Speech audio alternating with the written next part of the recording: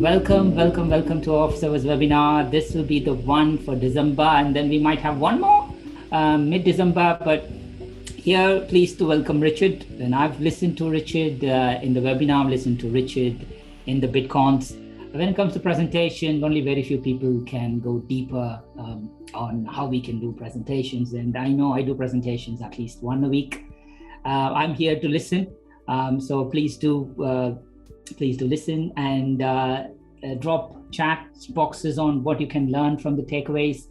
And at the end, stay until the end. At the end, there'll be, as always, there'll be 3 questions.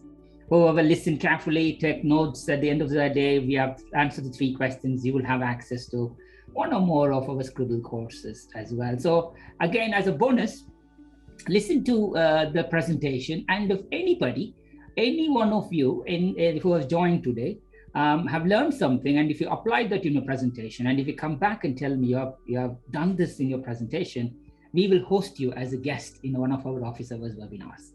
So welcome. And again, people who will be listening that on demand, I know when we have 35 people, 40 people who join, there'll be 3 times more who listen in 48 hours, and then another 100 plus will listen in weeks time. So if you are in, thank you for joining and listening to. Here we are, Richard. It's all yours now. Wonderful, Bhaskar. Thank you so much. Hi, everyone. Welcome into the session. Bhaskar said we're going to be talking today about presentations. And yet, when you say presentations, particularly things related to PowerPoint, I often like to ask a question, which is, what is it about most presentations that's so, what's the word, bad?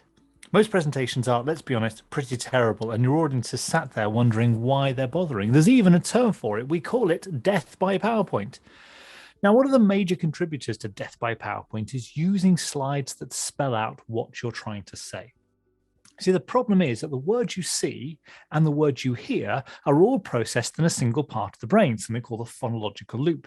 And that means that it's virtually impossible for people to read and listen at the same time. You get an interference effect going on, which is one of the underlying reasons why your audience is left feeling a bit confused, not what you want in a presentation.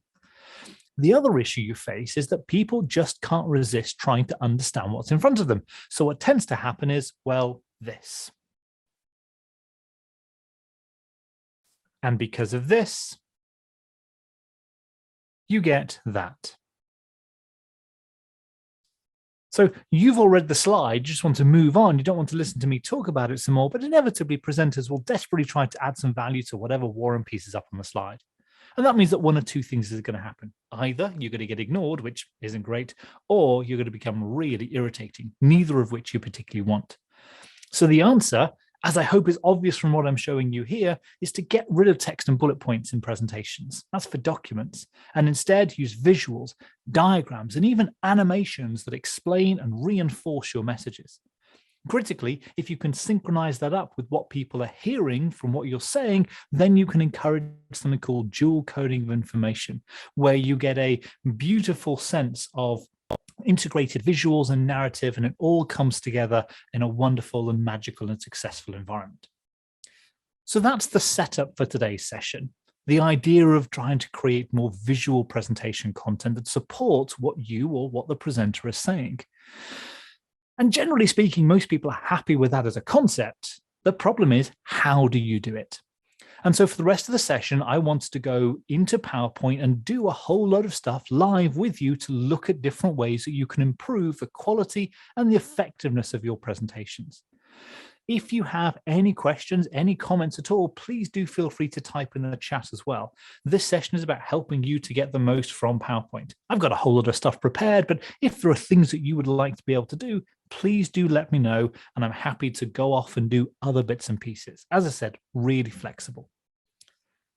The first thing that I thought might be sensible to talk about, though, is just to do some good level set, to talk about boosting your productivity when it comes to using PowerPoint. So there are a whole lot of keyboard shortcuts that I would encourage you to use. If I just go into edit mode here in PowerPoint and just look at some really simple stuff, seemingly so anyway. Like, for example, how do you create a square in PowerPoint? Well, for most people, you'd say, well, you go to the Insert tab on the ribbon and you've got the Shapes gallery here, and then you can find a square. Absolutely. Except there isn't a square. There are more rectangles than I thought mathematically possible, but no squares. So most people will choose this basic rectangle here and then guess. The problem is that you're never going to get it exactly right. So instead of doing that, if you press and hold the Shift key when you're drawing a shape, what now happens is you will get a perfectly squared version of the shape. So a rectangle, if I press and hold the Shift key, becomes a square. Or if I were to start to draw an oval, for example, press and hold the Shift key, and that now becomes a circle. So the Shift key is really useful for creating content to make sure that it's nice and neat and even. It's always this 1-to-1 aspect ratio or a perfect square. The Shift key is also really useful when you're moving content as well. So if you click on an object in PowerPoint, you can, of course, drag it anywhere on the slide. But if you press and hold the Shift key, what you'll do is lock either the horizontal or vertical position, meaning you can only move it left and right or up or down. So it's great to be able to make sure that things are lined up. So here, for example, I can move this up, but ensure that the gap stays the same with that black box there. So the Shift key is really useful for creating content and moving content. The Control key is also really useful as well. I'm sure you all know the keyboard shortcut for copy paste, which is Control-C and Control-V. Why is it that it pastes it just to the right and just below the original object? In 20 years of doing this, I've never once wanted to be there, and now I've got to click and drag it somewhere else, which is annoying. So instead of that, I would use something called the copy drag. If you press and hold the Control key, your mouse cursor changes to a little plus, and then you can click on an object and drag it somewhere else. If you now let go of the mouse button and then let go of the Control key, you'll have dragged a copy of that object somewhere else on the slide. And in fact, if you use the copy drag, the Control key, combined with the locking position, the Shift key, then you can do a copy drag in line with the original, and now you've got this nice, neat structure so that super quickly you can create the slide sequence that you want. So there are a whole load of keyboard shortcuts in PowerPoint that are well worth taking a look at. And what you'll see here is a selection of them that we think are particularly useful. So this is the stuff for PC, but there's also a similar kind of thing for Mac as well. And you can get this from the Bright Carbon website if you like, so I can put a link into the chat there if anyone wants to download it immediately. But I should also say that after today's session, what I'll do is send you all a PDF guide, a step-by-step instruction that allows you to go through all the different techniques that we'll cover today, and also has links to really short video tutorials, like 2 or 3 minutes. So by all means, watch the recording and you can see all the stuff that we do that's kind of more specific to what you're interested in. But you can also see those video recordings and the step-by-step guide if you want to as well. And I hope that sets the session for the tone rather for the rest of the session, like giving you tips and tricks and ideas, things that you can use. As I said, by all means, ask questions. Please do type in the chat.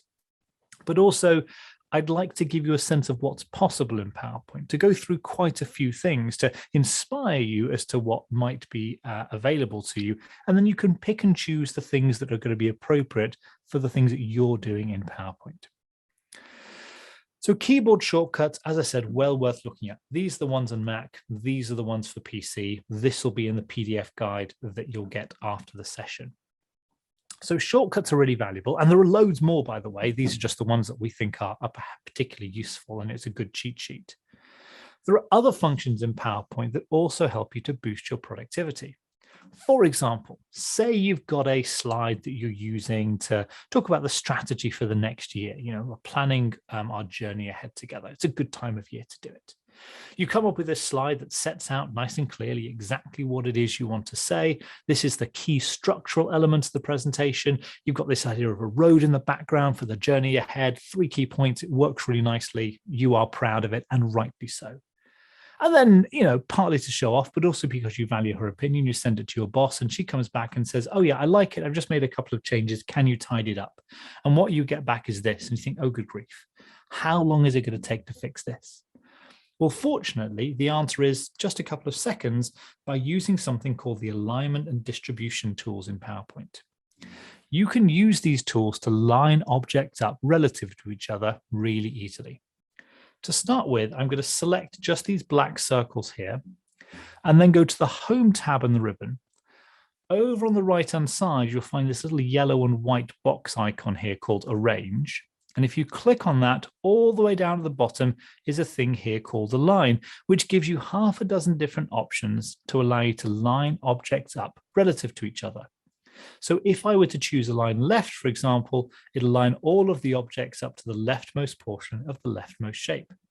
If I were to go back and go to the Home tab and Arrange and Align, and then do Align Top, it lines them all up to the topmost portion of the topmost shape. So you can super quickly line things up and it's all nice and neat. The other issue that you have is that, this is overlapping, the spacing here is different, it's still not very neat. But if you go back to the Home tab, Arrange on the right, Align down at the bottom, there are two more functions here called Distribute that allow you to evenly space the objects across the slide.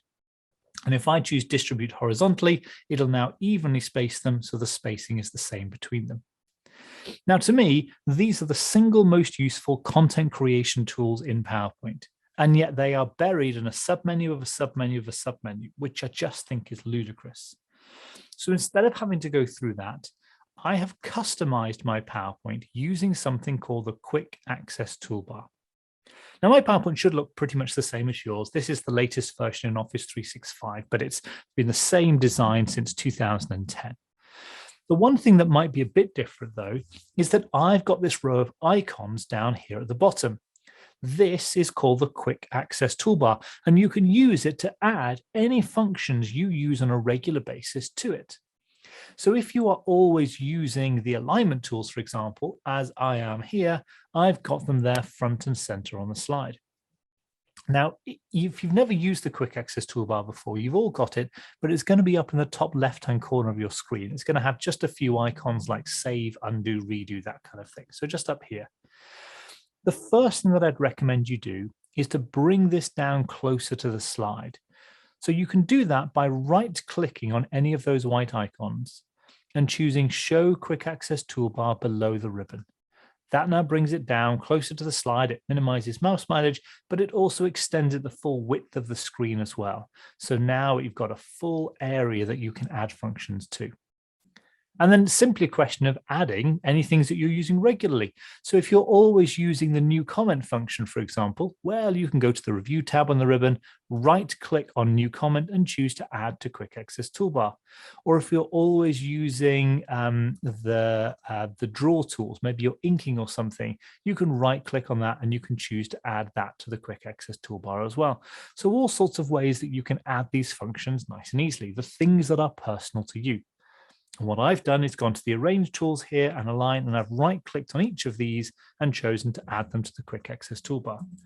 Now, if you want, and if it helps you, you can actually download the Quick Access Toolbar that I have here, either for PC or Mac. Again, I can put a link in the chat there for everyone if you'd like, and that just saves you a bunch of time. And it's probably useful, but I would say that you should absolutely go through and customize it. If you never use animations, then get rid of these and replace them with something else that's going to be useful to you. And so once you figure out the Quick Access Toolbar and having all these functions right there rather than going through submenus, I go back to this and look at this stuff here, and I can just select this and do Align Center, select that and do Align Center, and then select all of these and do Align Top and then Distribute, and it's done. In literally a couple of seconds, you're tidying up these slides. So really quick and really easy. So there's keyboard shortcuts to boost productivity. There's functions in PowerPoint to boost productivity, like the alignment tools, but you can also get add-ins. And if you will forgive me a brief shameless plug, I'd like to talk about an add-in that the company that I work for, Bright Carbon, have created, and it's called Brightslide. I feel okay to talk about it because it's available completely for free, and you can download it from the Bright Carbon website and do with it as you like. So Brightslide appears as a new tab in the ribbon up here, and it's got all sorts of design productivity functions in here, again, designed to boost your productivity. If we go back to this kind of slide here and look at alignment and distribution, like I've got this setup here where I can do Align Top and Distribute, that's great. But these bits here, I want them to line up to the circles. Now, the circle in the middle, the clear circle here, is in the right place. If I were to select the black circle first, this is an opportunity to boost engagement here, by the way, so get ready to type in the chat. If I were to select the black circle first and then the line, and then the text box. And if I were to do align center, what is going to happen? Are they all going to be lined up? I think we'd probably agree they will be. But are they going to be lined up under the circle, or is the circle going to move? What do you think? Type in the chat. Under the circle or move the circle?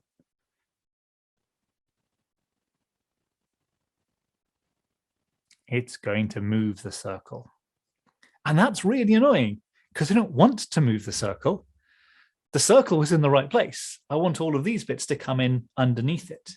And so that's one of the huge frustrations that we have with the alignment tools. And so in this Brightslide add-in, we've modified how they work. So over on the left-hand side, you've got all these alignment tools here, and you've also got this drop-down that allows you to choose how they work. So you can choose to align to the selected objects, but you can also choose to align to the thing you selected first, or to the guides or to the slide. And because I hate submenus, we've also got keyboard shortcuts for these things. So I can press and hold the Shift key, and that will then toggle on this Align to First tool, which means that I can now go to my Quick Access toolbar with the regular standard alignment tools, press and hold the Shift key to activate the Brightslide add-in, and now when I do Align Center, they line up under the circle. And so now I can use the Quick Access toolbar and just toggle the Shift key on and off to be able to line everything up exactly where I want. And so again, it's now taking just a couple of seconds rather than all of those frustrating things that you typically have when you're dealing with the alignment tools and a really disjointed slide. A couple of other super quick things that might be useful, like here, for example, we've got a whole lot of icons. They're great, but they're all different sizes. I can select them all, go to Brightslide and choose match size, and it'll now make them all the same size. They're still scattered all over the place, which is annoying. So we've got a tool here called Distribute to Grid, which will bring up this function here, which allows you to choose how many rows or how many columns there are, how far apart they're spaced as well. So you've now got this nice setup, which works really nicely. Here we've got a nice supermarket layout where we've got Neil there, which is great. And then also we've got Zod, and you think, hang on, no, it's the wrong way around. It's Neil before Zod. So what we're going to do is select both of these, go to Brightslide and choose Swap Objects, and now they flip over. Let's imagine you've got a timeline that you're setting up here with kind of some good chevron process elements, and then someone wants to put a picture in the background. It's like, now this detailed text doesn't really come through as well. So you decide to put this into the chevrons. That's good. Let's kind of resize these here like that, there. And then you realize that you've resized this to be able to get the text right. But now to resize these is really awkward. There are loads of shapes in PowerPoint that have these adjustable grab handles, but you can never get them all to be exactly the same. So what we've got in Brightslide is an adjustment painter where I can now copy the adjustments from this and I can paste it onto there so they're all consistent. Here we've got another slide that allows you to create more seamless animation elements as well. So here I want all of these disks, for example, to talk about maybe local storage going into a cloud-based tool. So I can open up animations and I've got them all on a motion path, but it's just a standard motion path going up. I've got one of them here going to there, but I want them all to be able to move in. Well, what I can do is use Brightslide to be able to say, right, I've got one of them going to the right place. And so what I now want to do is go to Brightslide and animations and utilities, where I'm going to choose to match the endpoints. And now they'll all go to that position there, nice and neatly and easily. And they'll all come up and we can say, right, and we're going to consolidate all the storage to one global source, for example. So just a brief demonstration of some of the things that are possible. And as I said, you can download this completely for free. I put a link in the chat there. If you are a power user in PowerPoint or aspire to be one, this will certainly help you on your way with all sorts of different functionality that's available. It's not anything that will be proprietary. So you can use this to create your own presentations and then send them to other people, and they will be a standard PowerPoint presentation. All it's doing is helping you to boost productivity by automating a lot of standard processes in PowerPoint. So it doesn't change the file at all. It'll all still work exactly as you want it to. So it's definitely worth considering things like keyboard shortcuts, things like productivity tools, and things like add-ins to be able to boost productivity even more. Right, so any questions, again, let me know. Happy to answer them as we're going through. Please do shout out and type in the chat.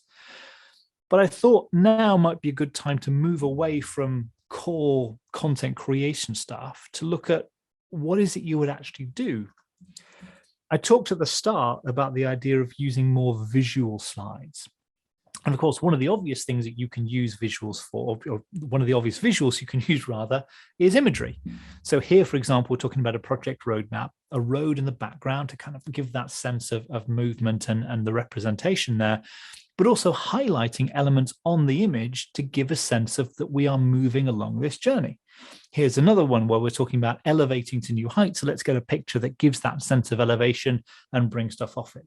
Here we're talking about increasing trends over time rather than just using a bar chart or bullet points, for example. Maybe let's use the advertising boardings from a subway station and replace those with the numbers so you get this sense of increase over time as well.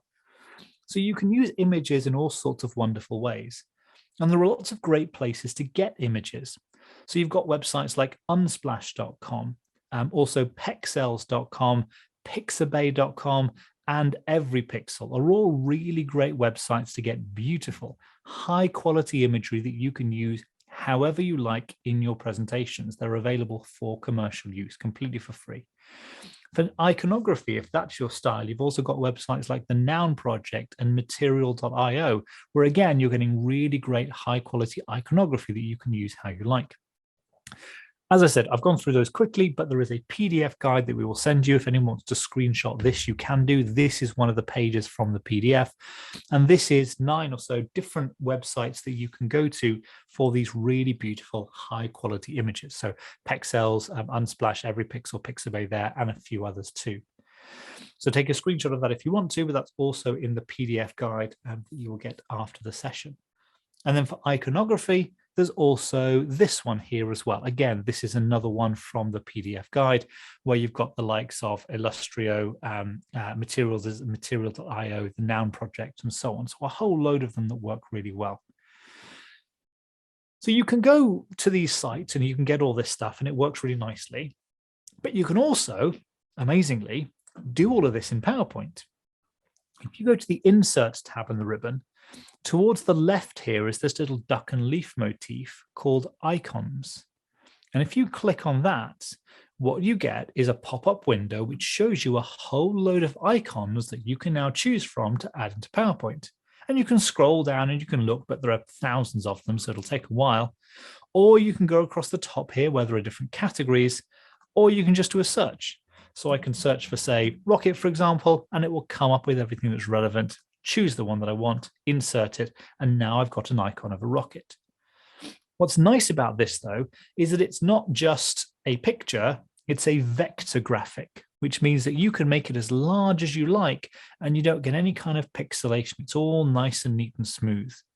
You can also treat it just like you would a regular shape, so you can change the color of it as well, and so you can better match your brand and your style. You can also get photos from PowerPoint. So I'm going to go to the Insert tab on the ribbon again here, and this time choose Pictures. Here you can choose to get pictures from your computer, but also stock images as well. And this brings up that same pop-up window where now you've got a whole lot of beautiful photographs that you can choose from. And the same deal, you can scroll through, you can look through different categories, or you can search for something. It will come up with all the images that you can choose from, and you can select what you want and download it. And it's worth noting whilst we're here that it's not just that you have to go to there. You see across the top here, there are different tabs. So here I've got the images. You've got icons as well that you can choose from. There's also cutout people. So a whole load of people all on a transparent background. So you can use them to do scenario building and world building. And here you can search for different attributes or different activities. But you've also got across the top here, different people. So you can say, right, I want all the photos of Melissa and all of her come up. I want all the photos of Dennis and all of him come up, and so on and so forth. So now you've got all those different characters and you can see the different poses. And then just for completeness, you've also got things like stickers here, which are probably not going to be appropriate for any professional presentation, but you know, there they are. And then there are videos, which are nice, they're really good, but they're probably only useful for texture in a title slide. They're probably not going to help with storytelling. There are illustrations, which are beautiful kind of next level icons but they may not fit your brand. So just think carefully about using them.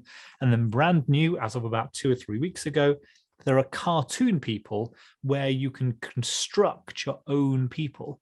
So you've got the different characters here that you can choose from, kind of fully made, or you can choose just heads and just faces and bodies. And you can start to match all of these things up to be able to create your own characters and your own scenarios. So a load of content all from within PowerPoint itself, which is great. And then one other thing that I think is often quite useful to note with these is that if I choose this, for example, I like this light bulb here. This is a really nice light bulb. I like the way that it kind of shines out, but I don't like that cog in the middle of it. Like, why is there a gear there? You can actually modify these by converting them to a PowerPoint shape rather than an icon. To do that, go to the Graphics Format tab, and over on the left-hand side here, you'll see this thing called Convert to Shape. And what that does is it breaks it down into individual PowerPoint elements so that I can now get rid of those bits, and I've now got a much nicer, neater light bulb. And then you can start to think about the way that you would use these icons to start building more visual stories. So here, for example, we can build out a relatively simple infographic using just a couple of icons. So we're going to talk about smart lighting, for example. And so, 4 in 5 light bulbs are LED, 2 in 5 houses use smart lighting systems. So we can get an icon of a light bulb, we can get an icon of a house. I'm going to use the copy drag from before, the control key and the shift key to then repeat that. So I've now got 5 of them in a line.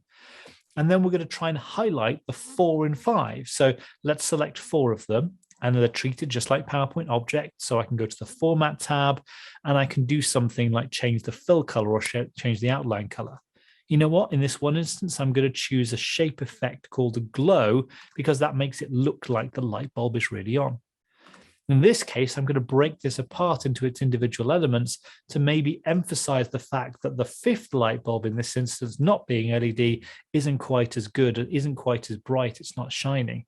You know what, let's take it even further and maybe make it into a gray color or something like that, so that again, it's just that little bit different and that little bit clearer.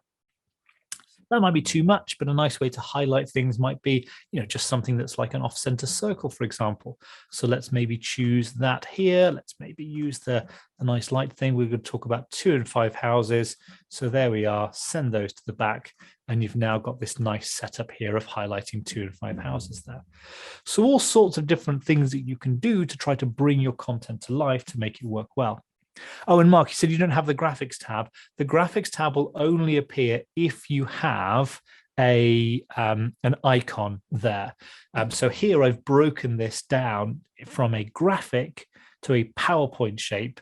It's ever so slightly different under the hood, but you get either the shape format tab or the graphics format tab if you have that object selected. You see, if I deselect it, that goes away. I don't see it. So it's a contextual menu. So if I insert an icon again, there we go. This is now an icon. It's an SVG file, which means that it generates the graphics tab. There it is. Okay, right. So we've got that as kind of options there. Now let's start using imagery. So when it comes to imagery, you can absolutely just use it decoratively. So it could be that you're getting nice, big, bold, beautiful imagery to make the slide look and feel really professional. So like this, for example, you can say, here's the office spaces that we create. This is the way that we impress clients. But I'm a really big fan of trying to use the images to help you to tell a story. And one really useful tool with images, but also generally for anything else, is to create custom masks. In this case, I can say, here we've got this kind of beautiful space that we've created to impress our clients. But what is it about this space that really draws the eye and really helps to impress people? Well, actually, we think, click, it's these things here. And so what I've done now is to be able to focus the audience's attention on just a few key elements of the image using a custom mask. Now, the way you do this is a little bit counterintuitive, so bear with me for a moment. And it's a 2-step process as well. So let's kind of go to a blank version of the slide and take a look at it. The first thing that I want to do is to create a custom shape around all of the objects that you want to highlight. So the mirror, for example, here, it's a square, it's a rectangle, but it doesn't look like it given the perspective of the photo. So you can create any custom shape you like by going to the Shapes gallery and then going to Lines. And second in from the right-hand side here is this little kind of squashed Pac-Man thing called a freeform. And what that does is it allows you to create any custom shape you want. If I select that, I'm going to click in the top left-hand corner of the mirror. I'm going to click and then let go of the mouse button. And then if I move the cursor, can you just about make out there that little thin blue line? That is going to trace the outline of any custom shape I want. If I now click on the top right-hand corner of the mirror and let go of the mouse button, now I've got a thin blue line across the top of the mirror, and it's now continuing to track the mouse. Now I'm going to click on the bottom right, I'm going to click on the bottom left, and I'm going to bring it back to the top left. When I bring it back near the start, it'll turn in a color, in this case blue, and now I've got a completely custom shape that maps around the mirror. I'm going to do the same thing again. Go to the Shapes, go to Lines, second in from the right-hand side, the squashed Pac-Man freeform there, and now I'm going to click around the desk. And the trick with this tool is that you absolutely have to click and let go, click and let go. If you hold your mouse button down and then move it, PowerPoint will think that you're clicking furiously, and you end up with a lot of squiggly lines, which looks really awkward and doesn't work very well. So in just a moment or two, I've now created these kind of custom shapes around the bits that I want to highlight. I said it's counterintuitive, and it kind of is because I've actually obscured the things that I want to highlight here, but don't worry, we're not done yet. Just so you can see what's going on, I'm going to change those to a brighter color, but you don't need to do that. What I'm then going to do is draw a rectangle that fills the entire screen, change the color to black, and use the Arrange tools on the Shape Format tab just to send this backwards through the layers so you can see those custom shapes in front of the black rectangle. What I'm then going to do is use a second tool in PowerPoint called Merge Shapes to manipulate those shapes relative to each other. If you select the black rectangle and then all the custom shapes that you drew, go to the Shape Format tab on the ribbon. Over on the left-hand side, you'll see this little Venn diagram thing here called Merge Shapes. And what that does is it gives you the ability to manipulate the shapes relative to each other. So if I choose Subtract down at the bottom, it'll cut away those yellow shapes from the black rectangle, giving me a view of the picture underneath, focused just on the mirror, the desk, and the glass wall. So you can see as I move this, it's just a rectangle with holes in those places. And if you then take this a bit further, because I don't like them just being isolated there, you can right-click on the black rectangle, go to the Format Shape tab on the ribbon, and over on the right-hand side under these fill options, there's this little transparency slider at the bottom. And if you slide that across, usually somewhere between 20 and 30% works well. Now what you've got is kind of visibility of the picture underneath, but your attention is very much focused on these bits here. And if I go into the Animations tab and just add in a simple animation, just a simple fade, now in slideshow mode, just saying, look, here's the space we've got, click, this is the area that I want to focus. And I think that this technique of custom masks works so well to be able to focus your audience's attention at the same time on the same thing. It's really useful when you're in person, and it's absolutely critical when you're doing stuff online like we are now, because otherwise you've no idea where people are looking. And in this case, it's everything in one go, but you don't have to do that at all. You know, if I just undo a little bit here, oops, there we go, just undo a little bit. What I'm going to do now is duplicate this slide a few times. I'm going to get rid of everything from the first slide, so I've just got the picture. On the second slide, I'm going to subtract just the mirror. On the third slide, I'm going to subtract just the desk. And on the fourth slide, I'm going to subtract just the glass wall. And so now I have this sequence over 4 slides where I can say, right, let's take a look at this office space. first thing I want to look at is the mirror, and you can talk about that. Next thing I want to talk about is the desk. Next thing I want to talk about is the glass wall. And so you're now taking people through things, and you know that everyone is going to be focused on the same thing at the same time, and they all have a shared experience. So it works really well to be able to build out this kind of stuff and allows you to focus your audience's attention on the things that are important. Right, so we are just over halfway. Just pause briefly to give everyone the time to take their breath. But also, any questions you have, please do let me know. As I said, you can ask at any time, but this is maybe a good opportunity to do it. Anything you'd like to recap or any things that you would like to cover in the remainder of the session, really happy to do so. Give you all 30 seconds or so to type in the chat. And Bhaskar, if there's anything that I've missed in the questions at this point, please do let me know. Yes, Richard.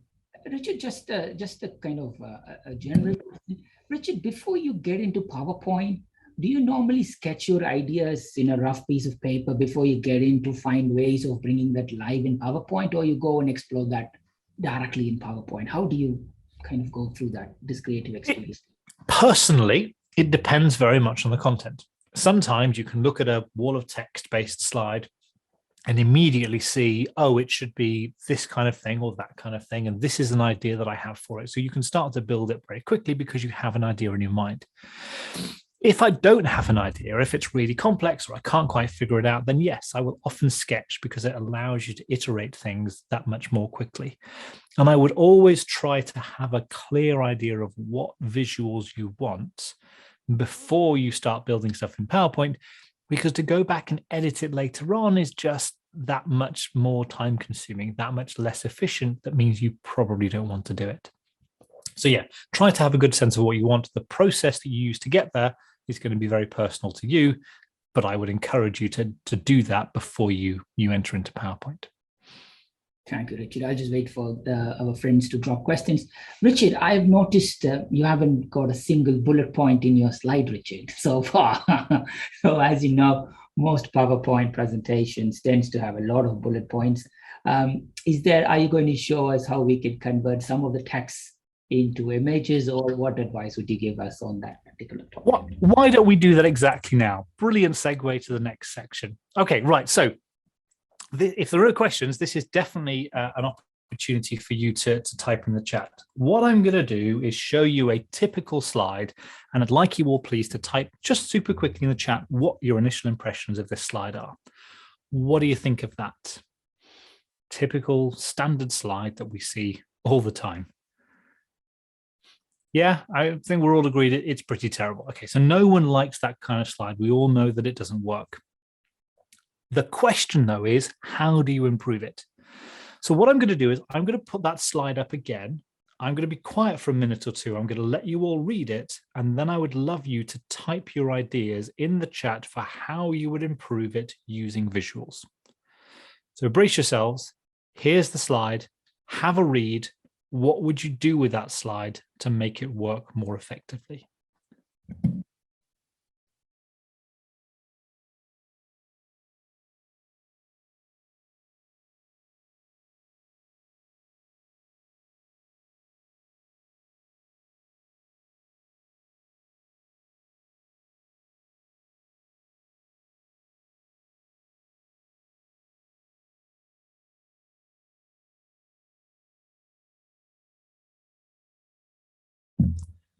So yeah, great ideas already. So you could split this out. Yeah, it doesn't need to be all on one slide. Absolutely. It's too much. There's no need for it there. You could use a graph, totally. So you could have a bar chart perhaps to be able to show kind of some of the key elements of it. So that you've got a sense of, what's important here. So let's build out something where you can maybe show that kind of 90% versus 10%, and you can say, look, there's clearly a difference. Or maybe you could also say, maybe here, representing the whole, you've got the 90% of the 10%, only these people are changing their behavior, which means that we've got a real problem here, and we need to do something to increase this percentage dramatically. So something like that, absolutely. What kind of images would you use? So you're talking there about the use of imagery. What would you have on there?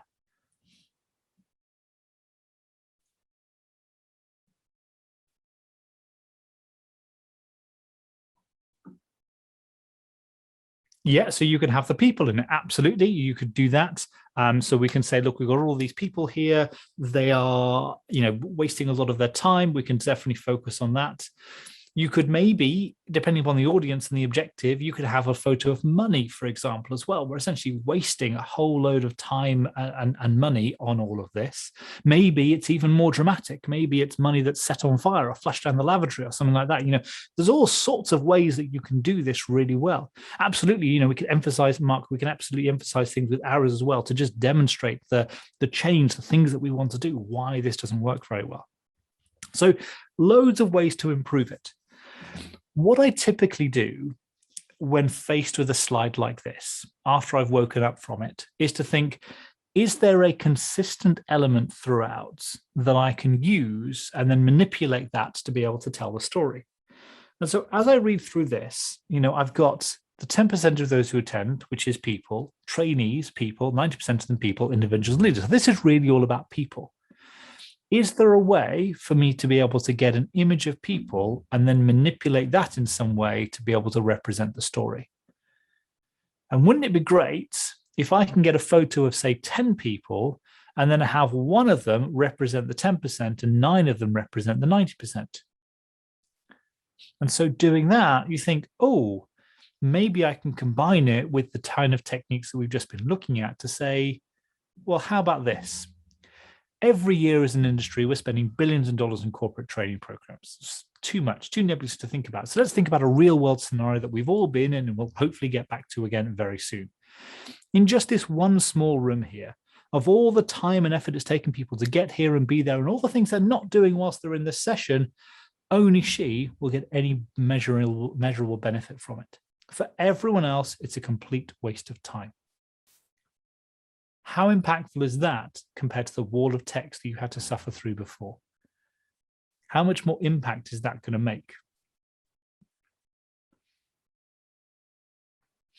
And of course, we're not finished because that's just the first 2 paragraphs. The third one is then to say, and so what we need to do is change that by bringing in this SEA program so that everyone is actively engaged and they're all getting the results that they need from the training. So that kind of hopefully gives you a sense of the type of process that you might go through to achieve this. The question then becomes like, well, how do you do it? Well, it's just building on all of the techniques that we've looked at so far. So if I go to a blank version of this slide here with just the photo, that if we go back through it again, I've got a photo here, but it's not one single photo. Actually, the way PowerPoint works is that you can manipulate things, but you can only manipulate it essentially in one way. So here I've got a grayscale photo. That's one. Next, I've got a blurred grayscale photo, which is actually a second image. I've got this color cut out of the woman, which is a third image. And then I've got the fourth image, which is the full color version. So there are actually 4 versions of the same image all layered on top of each other. And so once you think through that, again, it comes back to that point before of I need to think through what I want to do first before I build it, because layers in PowerPoint are really awkward to deal with. So what I'm going to do is build each of those layers in turn from the back to the front. So I'm going to select the picture and copy it so it's in the clipboard. And now I'm going to go through and do all of those different things to the layers to create that sequence. So the first thing I want to do is to make this initial image grayscale, just to have that impact of the color change coming up to show the contrast. You can do that in PowerPoint by clicking on the picture, going to the Picture Format tab on the ribbon, and over on the left-hand side here, choosing Color. This allows you to put all sorts of color washes over the image, including this grayscale one here. So nice and quickly done. There we are, layer 1. Then I'm going to paste using Control and V. And remember, it pastes just to the right and just below the original object. So I need to select both and use the alignment tools to make sure they're nice and neatly lined up. This technique of layering content is vital that you line stuff up. Otherwise, it's going to jump around as you go from layer to layer, and it's going to look really messy and it's going to be distracting. Right, the second layer was then the blurred version of the image. Again, you can do that in PowerPoint by going to the Picture Format tab on the ribbon, and this time over on the left, choosing Artistic Effects. This gives you about 20 different ways to completely ruin your image. I mean, why you'd ever want inverse neon, I have no idea. But up in the top right, second from the top there, is this thing called blur. And that's great because it, well, blurs the image. It takes the focus away from the detail of the picture, allowing you to look at one particular aspect of it. So I've got the blur. I'm also going to go back to color and do the gray color wash as well. So now I've got two images there. I'm going to paste again, Control V, once again, make sure that they are lined up. And then this time I'm going to use the freeform tool to create the color cutout of the woman. At this point, I'm going to zoom in, go to the shapes gallery, underline, second in from the right-hand side, the squash Pac-Man, and now I'm going to just click around her. Now, unlike the mirror and stuff from before, which were all really neat straight lines, she, of course, isn't. There's all sorts of kind of weird and wonderful shapes going on here. So what I'm doing is just clicking quite a lot just to get a general sense of what the outline would be. Now, the nice thing with this technique is that you don't need to be massively accurate, partly because you're zoomed in, and so you don't really notice any kind of minor imperfections, and also because you're cutting her out against a photo of herself, which means that actually it should be okay, even if you mess it up just a little bit, it's kind of fine. So now I've got that there, it's a reasonable representation of her. I can use the merge shape tools to select the picture, then to select the yellow cutout, go to the shape format tab in the ribbon, and over on the left, the Venn diagram, merge shape tools there. This time I'm going to use one called intersect, and that keeps the overlap between the two shapes. So if I choose intersect, now you get the color cutout of the woman. At this point, super quick, select the blurred one, select the color cutout, go to animations, add an animation, choose a simple fade like that. And then finally, paste once more, Control V, line it up for the color image. You all know how to create a box. I'm not going to bother with that, but just so you can see what's going on here, I'm now going to add a wipe animation to this so that it's the same as the arrow. And now in what, 2 minutes or so, we've got this to say, look, we're spending loads of money on corporate training. Only she's getting any value, wasted time for everyone else. So what we need to do is SEA. What we need to do is SEA to make sure that everyone is then actively engaged. So really quick and really easy to build all of this out. Alex, great question there. When you layer and put these, when do you layer and when do you put on separate slides rather than have all the images in the same slide that builds? You could absolutely split this out over several slides. Yes, I come from an agency and we create presentations for people and we charge by the slide. And so we try to be fair with it. And so don't split it out over 4 slides when it could easily be one.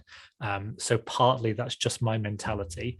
Also, there is something about a single slide, which means that presenters don't get worried. You know, if you turn up to a 20-minute presentation with 80 slides, that's okay if it's 20 minutes worth of material, but many people still fixate on slide count, which can be worrisome. Also, if you are creating a deck that lots of people are going to be using and pulling from and kind of redistributing, then if you've got slides split out over a story split out over a sequence of slides, they may not copy them all. So again, sometimes a single slide can be beneficial, but it's really like minor stuff. As I'll come on to in just a second, the morph transition requires you to have multiple slides. And so I suspect as morph becomes more and more prevalent, people will be used to larger slide counts, but not more time spent on it, and also figuring sequences of slides when they're copying from decks rather than just single ones. So it's because I'm old and because it's an old-fashioned way of doing it. But yeah, you could definitely do it over multiple slides. Right, so final thing to finish on, unless there are any questions, is let's talk about morph. So there are all sorts of animations that you can do in PowerPoint, and they're all fabulous, but they can take a bit of time. They can be a bit fiddly. Morph came along about 5 or 6 years ago and completely changed how you can create kind of complex, dynamic, animated sequences. Now, if you've never used it before, Morph is a transition in PowerPoint that allows you to move seamlessly from one slide to the next.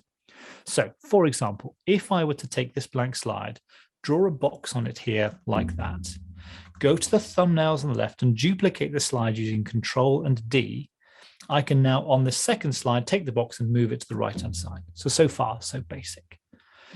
If you go to the Transitions tab on the ribbon, though, Over on the left-hand side is this thing here called Morph.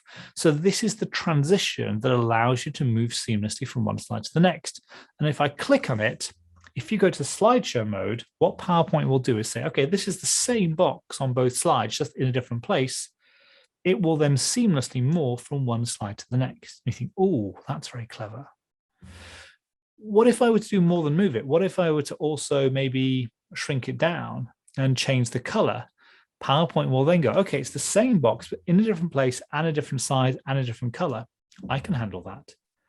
And all of a sudden, you have a world of possibilities available to you. Like you can take a small green circle on the top left and morph it into a large purple circle on the bottom right.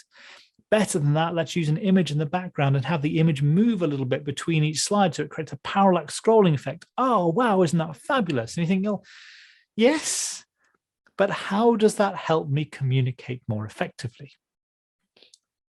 This slide, however, might be a really good use case for Morph. It is an onboarding process for new starters. It's a great infographic, it's a lovely PDF, a wonderful printout, but it's a terrible slide because it's virtually impossible to see any of the detail. But maybe you can say, look, here's our overall onboarding process. What I want to do now is take you through the detail of it. Let's start with the strategy and planning, and then move across to the launch event and down to training and alignment, and so on and so forth, moving through the entire sequence, giving people the detail that they need before at the end, finally coming back and saying, and this is the overall process, and I'll share that with you as a PDF later. It's all just done using the morph transition. If I go back to the original slide here and zoom out, you can see there that the entire diagram fills the working area of the slide. But if I now go to the next slide, I've got exactly the same diagram, but just much bigger, with only a small portion of it on the visible area of the slide. And the morph transition will just say, okay, it's the same diagram, just larger and moved, and it will do all of that for you just in the transition with no need to mess around with anything else. Likewise with the next one, take this across here and you've got that there. So there's all sorts of different things that you can do with Morph. Here's another use case for it, where maybe you're talking about different development programs around the world. We've got this as an initial setup. And now what I'm going to do is say, let's look at each of those in detail. So we're now going to go into Peru. So we can now focus on this. The map is increasing. It's a vector graphic, so we can change the color of each of the countries. You can then bring in the detail. Then we're going to move across to somewhere else, and you can see the detail of that. Then we're going to move across to somewhere else and you see the detail of that. So all sorts of different things that you can do with it playing around. You can take it even further. You can use Morph to manipulate images in really interesting ways. I think a great use case for this is showing mobile screenshots. Mobile screenshots are often a real pain to have to show in presentations because you've got a landscape presentation view, and yet most mobile phone screenshots are portrait. And so you inevitably have to end up scrolling. You can do that with Morph. The way this works is by understanding how the crop tool works with photos in PowerPoint. So if I go to just a blank slide here with just a single photo on it, for example, if you go to the picture format tab on the ribbon and crop over on the right-hand side, you get these little black grab handles. And of course, I'm sure you all know you can use those to then crop away most of the picture. So you just got this left. Most people think of crop as a way to remove parts of the image. It's not entirely accurate because if you open crop again, the picture is still there. It's just hidden from view. So I like to think of crop as a window through which you can see the content underneath. Once you realize that, you say, okay, what I can do now is, if I just make this bigger so you can see it, I can duplicate the slide. On the second slide, I can take the same picture, open up crop. I'm not going to change the position or size of the window.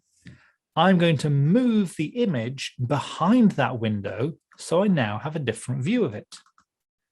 And now with that in place, you have the same picture on both slides, just with a different crop view. If you go to the Transitions tab on the ribbon and choose Morph, it will now morph between the two positions, move in the image, and because the image hasn't been deleted, it will show you all the bits in between as well. So going back to the screenshot example, here I've got a screenshot there. You can see that it's cropped. It's this big long thing. I can copy that from one slide, paste it to the next, open up crop, move this around, and now you've got the ability there to have that scrolling effect with the morph transition applied, just like that. Another really neat thing about morph is that it also works backwards. So I can go from slide 2 back to slide 1, and it will morph like that as well. So really neat. You know what? Let's take it even further. Let's duplicate this and say, I don't just want to scroll, I also want to zoom in. Now I can use the white grab handles to increase the size of the image within the crop frame to now focus on the part of the image that I want, maybe there like that. And now with the morph transition applied, this 3-slide sequence becomes, well, here it is. Let's scroll down, and now let's zoom in on the bit that we want. So really quick, really easy to be able to start building out some of these more visual sequences and to help your audience to follow along with the content and really understand. Right, so we are pretty close to the end of the session. So let me just wrap up super quick. And again, happy to answer questions as needed. But first of all, thank you so much indeed for joining today. I really appreciate it. And thank you to Bhaskar for hosting this session so wonderfully. Brief shameless plug for the final time. These are all the different things that we do at Bright Carbon. So we create presentations, e-learning animations, infographics. If you'd like any help, please feel free to get in touch. But more usefully for you guys as content creators, because we are creating all of this all the time, we love to come up with new ideas and techniques and share them. So if you go to the Bright Carbon website, brightcarbon.com, there you'll find a whole load of completely free resources and tutorials covering techniques exactly like this. Every Thursday, pretty much, we do a weekly webinar masterclass for 30 minutes covering these kinds of things too. That Brightslide add-in that I mentioned near the start, again, available for free from the Bright Carbon website, brightcarbon.com/Brightslide. So please do check that out. And if anyone would like anything, please feel free to get in touch, info@brightcarbon.com, or you can just email me directly, richard.goring@brightcarbon.com, or follow us on the Twitter @brightcarbon as well, where we tweet out all sorts of useful, we hope, techniques and ideas too. So thank you so much indeed. Really appreciate it. As I said, we've covered a lot today. The idea was to inspire you so that you can pick up a couple of things that you can try to apply to your content. Bhaskar will be sending out the recording of this so you can listen back to it. And if you are listening, hello, thank you so much. But also you'll be able to get the PDF guide, the step-by-step instructions with links to short little snippets of video tutorial there as well, if that's more useful. So happy to stick around for any questions. But once again, thank you so much to Bhaskar for hosting all of this and the great community here. And yeah. That was amazing, Richard. Thank you so much. I think especially the morph, I was totally gobsmacked at the very end. I mean, like, you were gradually building up how simple it is to move away from the bullet points into images, but that was really, really great. So thank you. Thank you for staying for the last minute or two. I know normally this is the time people go. So, we will share the future recordings. Thanks for joining. And the next webinar, obviously you will be getting a podcast version, teaching podcast version. If you are in proposal industry, questions on content libraries will be there. It's live in Scribble Talk. Then the next webinar is with Alessia Smatrova, so where we'll be talking about overcoming proposal writers block. It's on the 16th of December. So, proposal writers, at some point we hit a mental block and we think, what do we need to do? So Alessia is going to take 20 little pointers, cases, and she's going to talk us through. Alessia, as you know, is an APMP fellow, so I request you to come back on that. Otherwise, thank you for joining today. Thank you, Richard, for a great session. And thanks everybody for joining in, and stay healthy, stay happy. Thanks for participating.